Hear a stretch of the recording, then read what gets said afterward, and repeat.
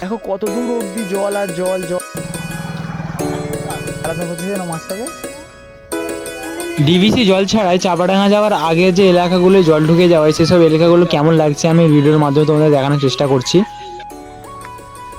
দেখো কত দূর অব্দি জল আর জল, জল আর জল, জল আর জল।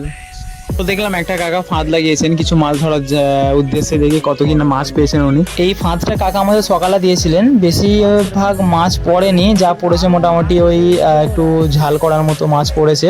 আর তার পাশাপাশি আমি আবিষ্কার করলাম এই মাছটাকে জল থেকে বার করার সঙ্গে সঙ্গে ফুলে গেল। আর এরকম মাছ তোমরা যদি কোনো সময় দেখে থাকো অবশ্যই কমেন্ট করবে। আর তার পাশাপাশি দেখো এলাকাটা কতটা জল জমে হয়ে গেছে, এই যে টাওয়ারটা এটা অবধি জলেতে ভেসে গেছে।